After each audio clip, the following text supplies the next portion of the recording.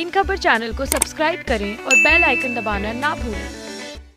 नमस्कार, मैं विद्याशंकर तिवारी हूँ इन खबर.com के लिए और बात करेंगे बिहार में जो लोकसभा का चुनाव हो रहा है उसको लेकर के कि किस तरह से एनडीए और महागठबंधन के बीच में कांटे की लड़ाई है। लेकिन इसी में बागियों ने 4 सीट पे ऐसा खेल खराब किया महागठबंधन का कि महागठबंधन को उसका जवाब नहीं बन रहा है। तो वो कौन सी 4 सीटें हैं और कौन से बागी हैं जो महागठबंधन का खेल खराब कर रहे हैं, इस पर बातचीत करते हैं। तो सबसे पहले लेते हैं मधेपुरा लोकसभा सीट से। तो मधेपुरा लोकसभा सीट से शरद यादव चुनाव लड़ रहे हैं महागठबंधन की तरफ से आरजेडी के सिंबल पे, और उधर से बगावत करके जो मौजूदा सांसद है पप्पू यादव वो उतर गए हैं।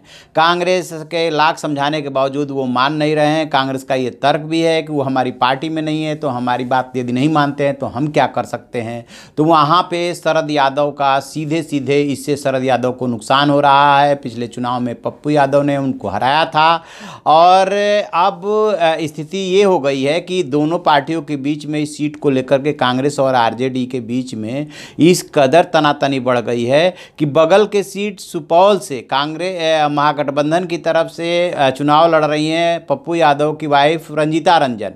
वहाँ पे भी स्थिति खराब हो रही है क्योंकि रंजीता रंजन जो है वो कांग्रेस के उम्मीदवार हैं, और चूंकि अब मधेपुरा में सपोर्ट नहीं मिल रहा है कांग्रेस का या पप्पू यादव का, तो इसके बदले में जो आरजेडी के कार्यकर्ता हैं वो वहाँ पे सुपौल में जो है उनको समर्थन नहीं दे रहे हैं या उनके फेवर में उनके लिए काम नहीं कर रहे हैं जितना कि करना चाहिए रंजीता रंजन के लिए। और मधेपुरा और सुपौल को देख कर जोड़ करके इसलिए देखना जरूरी है क्योंकि दोनों सीटों पे तनातनी की वजह जो है सिर्फ और सिर्फ पप्पू यादव का टिकट है। पप्पू यादव कांग्रेस में शामिल होकर के और मधेपुरा से चुनाव लड़ना चाहते थे, जो कि आरजेडी उसके लिए तैयार नहीं थी। इसलिए तैयार नहीं थी कि आरजेडी, पहले वो आरजेडी में ही थे, बाद में उनके जब लालू यादव से संबंध खराब हुए, तेजस्वी से संबंध खराब हुए, तो उन्होंने अपनी पार्टी बना ली और अब वो ये चाह रहे थे कि कांग्रेस में शामिल होकर के चुनाव लड़े, जो कि नहीं हो पाया। और इसका सीधा जो फायदा है वो जो वहाँ से मधेपुरा से जेडीयू वहाँ से चुनाव लड़ रही है एनडीए की तरफ से,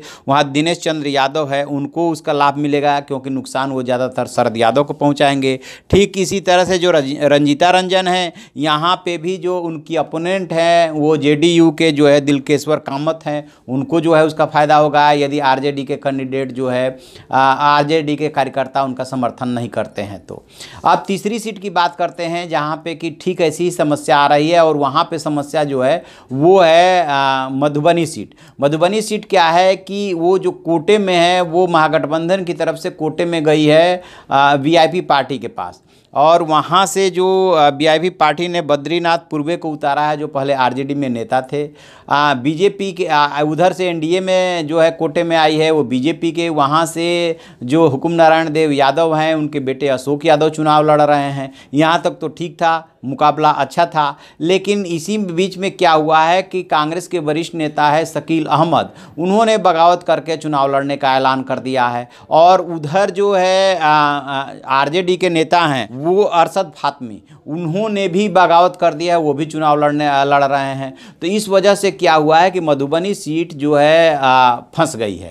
अब वहाँ पे बात ये हो रही, कांग्रेस ये चाह रही है कि चूंकि शकील अहमद जिद कर रहे हैं कि यहाँ फ्रेंडली फाइट होने दिया जाए, इसका जवाब आरजेडी ये दे रही है कि ऐसा एक सीट पे किया गया तो फिर और सीटों पे भी इसका नुकसान हो सकता है। लिहाजा पप्पू यादव के मामले में तो आप कुछ नहीं कर पाए, लेकिन कम से कम शकील अहमद के मामले में तो उनको मनाइए कि वो वहाँ से चुनाव न लड़े।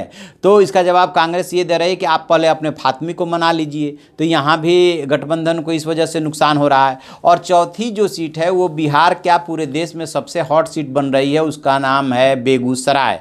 बेगूसराय में ऐसा सच बगावत वाली स्थिति तो नहीं है, लेकिन जिस तरह से सीपीआई को महागठबंधन में शामिल नहीं किया गया और इसके बावजूद सीपीआई ने अकेले चुनाव लड़ने का ऐलान किया और वहाँ से कन्हैया कुमार को उतार दिया है, और उधर जो है बीजेपी से जो हिंदुत्व के चेहरे हैं अपने बेबाक बयान के लिए जाने जाते हैं गिरिराज सिंह, वो चुनाव मैदान में हैं। और जबकि जो ये सीट आरजेडी के कोटे में गई है, उधर से तनवीर हसन जो है मैदान में है। तो कन्हैया कुमार को जिस तरह से मीडिया हाइप दे रही है और जिस तरह से वो चुनाव लड़ रहे हैं, उसका सीधा नुकसान जो है वो तनवीर हसन को हो रहा है।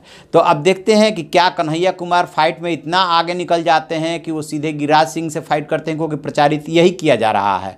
तो वहाँ पे भी एक तरह से गठबंधन को ही नुकसान हो रहा है। जितना कन्हैया कुमार मजबूती से चुनाव लड़ेंगे उतना ही तनवीर हसन को नुकसान हो रहा है। तो इस तरह से बिहार की 4 सीटें गठबंधन की जो आपसी फूट है या डिस्प्यूट है, उसकी वजह से विपक्ष को यानी कि एनडीए को फ़ायदा मिल रहा है वहाँ पे, और एनडीए जो है उस फ़ायदे को भुनाने की कोशिश कर रही है। तो आगे क्या परिस्थितियाँ बनती है, क्या इसमें से कोई मान जाता है, इस पर हम नज़र रखेंगे और जो भी अपडेट होगा हम आपको बताते रहेंगे। ऐसी खबरों के लिए आप देखते रहिए हमारा डिजिटल चैनल इन खबर। Thank you.